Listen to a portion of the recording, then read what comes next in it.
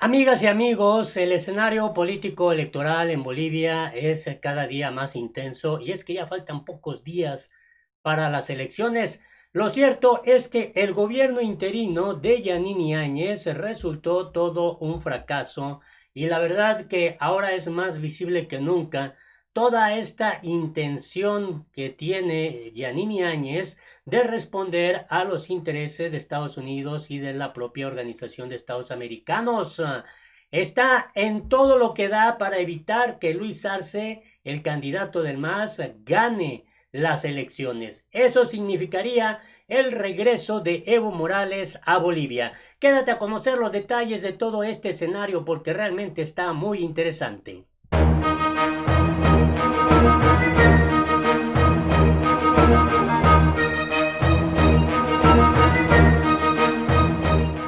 Hola, me da mucho gusto saludarte este sábado 10 de octubre del 2020.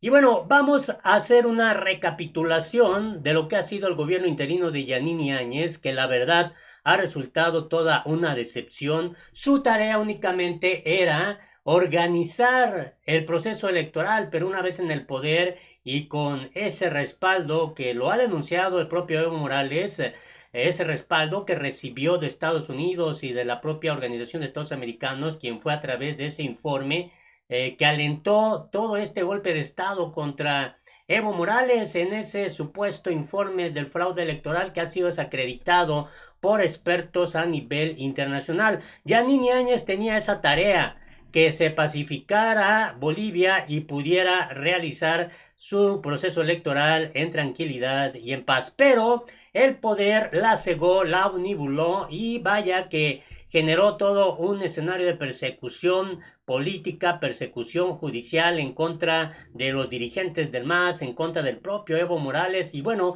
querían hasta inhabilitar al propio candidato Luis Arce, proscribir al MAS todavía. Hace unos días se pretendía que ya no participara el partido político de Evo Morales.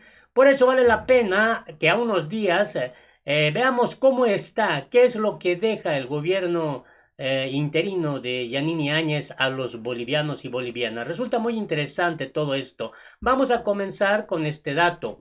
Áñez pide bajar candidaturas que dispersan el voto y apoyar al que derrotará al MAS, al movimiento al socialismo, el partido político de Evo Morales.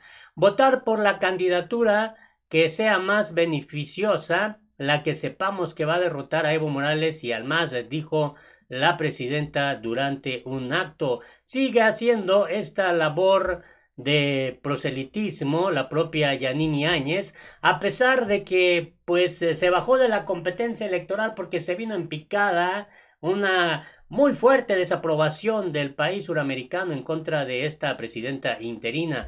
Pero esto fue lo que argumentó. Vale la pena tener el antecedente. Yanini Áñez pidió en la ciudad veniana de San Borja bajar las candidaturas que dispersan la votación y apoyar al candidato que pueda derrotar al MAS y a Evo Morales en las próximas elecciones. Claro que esta tendencia va más encaminada a esta alianza, a este acuerdo, a este pacto del que te he venido informando entre Áñez y Carlos Mesa, que va en segundo lugar. Dijo que el peligro de las elecciones del 18 de octubre es la dispersión del voto y exhortó a recordar que no estamos en momentos de mezquindades, sino pensar en el bien mayor que es evitar la división del voto, dijo Yanini Áñez. Además advirtió que mientras existan más candidatos de oposición al populismo autoritario, refiriéndose a Evo Morales, mayor es el beneficio para el MAS y por ello pidió bajar las candidaturas para que ese voto no se disperse, igual que lo hizo ella. Pues también se bajó de la competencia, pero no porque en realidad pensara en el bien de los bolivianos, se bajó porque iba en picada, esa es la realidad, y no le quedó otra alternativa a la señora. Y bueno, también dijo que votar por la candidatura que sea más beneficiosa, la que sepamos que va a derrotar a Evo Morales y al MAS, manifestó Áñez, es la mejor determinación. Indicó que el país necesita unidad para no favorecer al MAS porque costó muchos años sacarlo del poder y aún sigue amenazando con salir a las calles si el Tribunal Supremo Electoral no les da la victoria.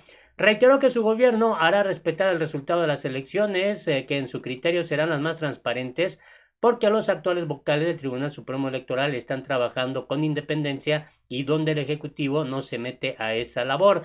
Insistió que fue muy dura su decisión de declinar su candidatura, pero tiene en el fondo la necesidad de garantizar la democracia y exhortó a los bolivianos a buscar la unidad para salir adelante. Ese fue el argumento que ha dado hace unas horas Yanini Áñez.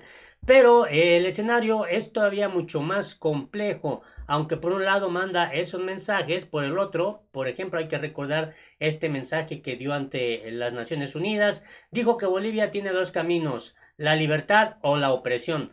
Es decir, ahora ella se pues autodefine como la libertadora de Bolivia, válgame Dios, la verdad que no sé dónde está la cabeza de esta señora, y pues considera que la opresión es la que encabeza entonces Evo Morales, Luis Arce y el MAS, nada más lejos de la realidad.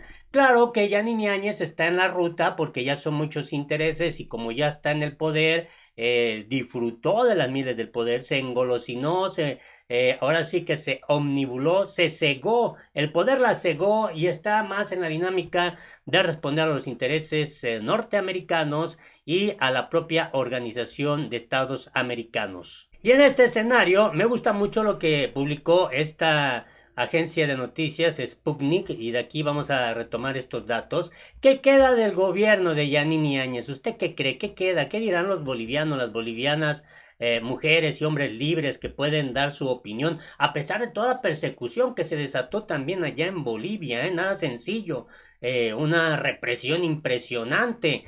Cuando Yanini Áñez entregue el bastón presidencial, habrá pasado más de un año ocupando la presidencia transitoria de Bolivia. ¿Cómo será recordado su gobierno? Que llegó al poder tras el golpe de Estado que derrocó a Evo Morales.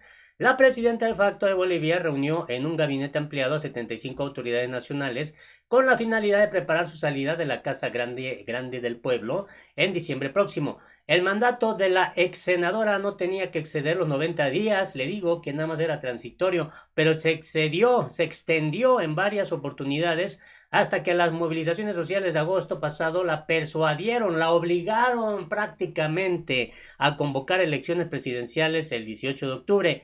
Para cuando entregue los símbolos presidenciales, Yanini Áñez habrá pasado más de un año en el cargo.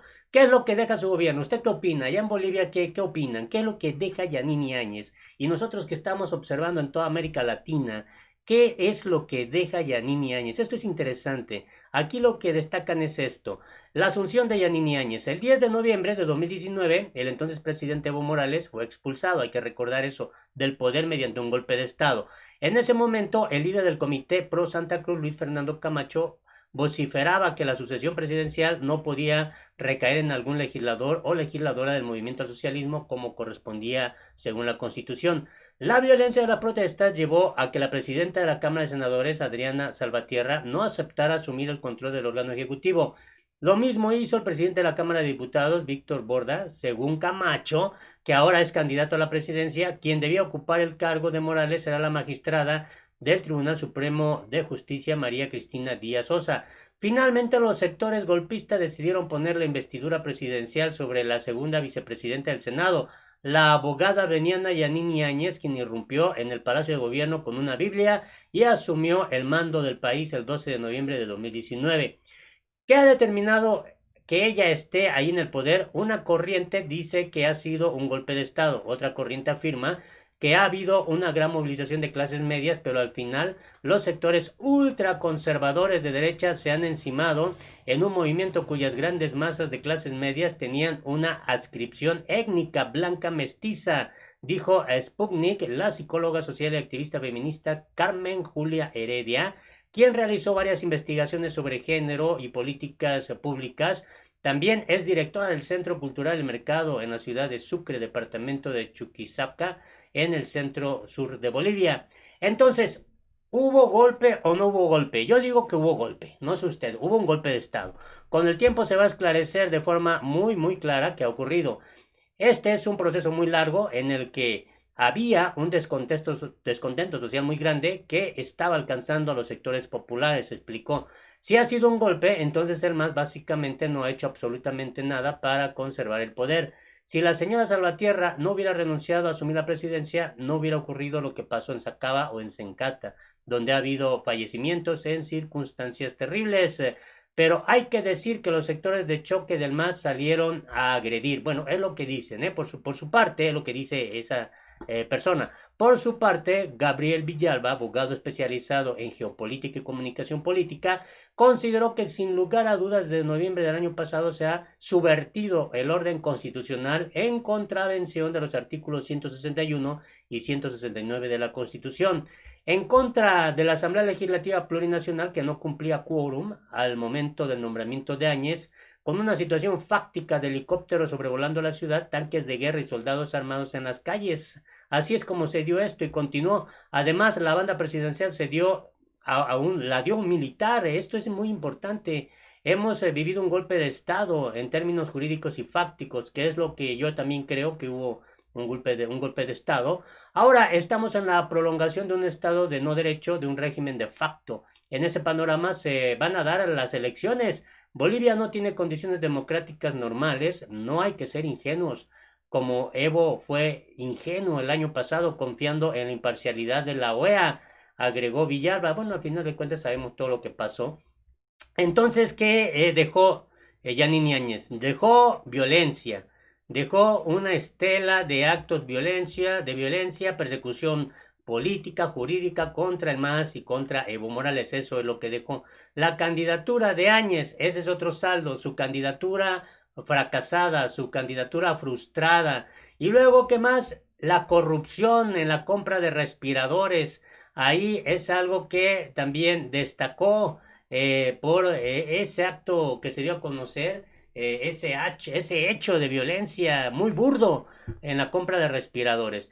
Y obviamente el tema de las elecciones en Bolivia, un órgano electoral que fue también renovado en su totalidad y que muchos dicen puede estar bajo la influencia de la propia Yanine Áñez. Hay riesgo de que exista un fraude electoral, al menos eso es lo que han advertido el propio Luis Arce y Evo Morales.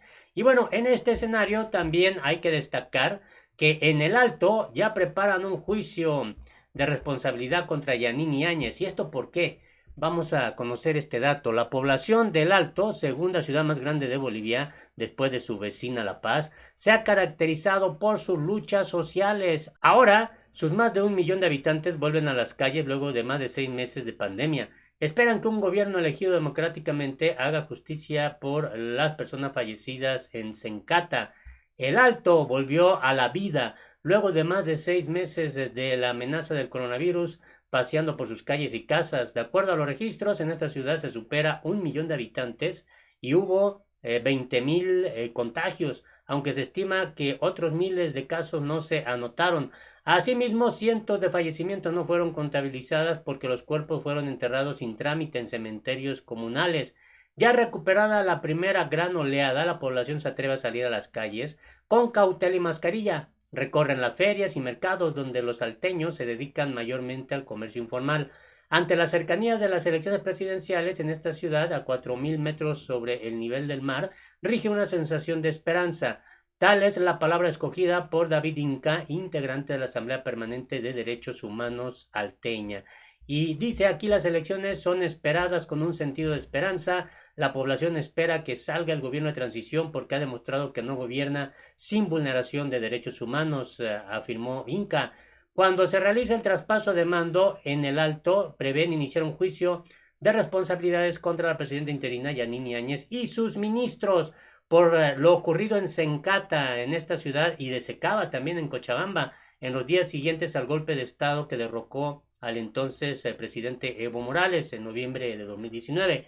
Tras la caída de Evo, más precisamente el 10 de noviembre, de inmediato se levantaron varios barrios salteños donde el partido del líder Aymara, el Movimiento al Socialismo, tiene mucha presencia. Como forma de protesta, bloquearon en Sencata el ingreso a la distribuidora de gas y gasolina de yacimientos petrolíferos fiscales bolivianos. Rápidamente, la ciudad de La Paz, que linda con el Alto, quedó desabastecida de carburantes.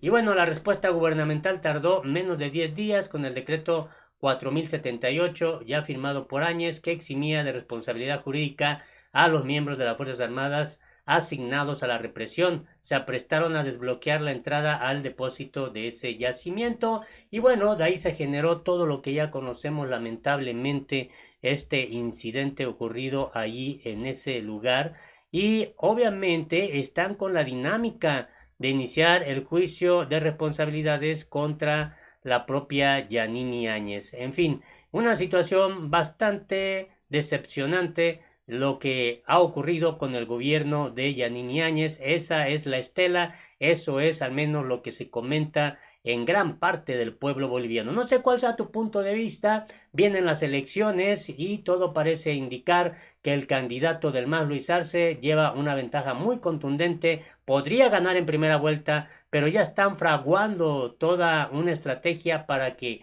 no gane Luis Arce en primera vuelta, se vaya en la segunda y ahí se puede hacer una gran coalición a favor de Carlos Mesa. Y eso impediría, comentan algunos, que Luis Arce pudiera ganar la elección y también con ello se quedaría en el tintero el regreso de Evo Morales a Bolivia. Ojalá no des tu punto de vista, tu opinión es importante. Hasta la próxima.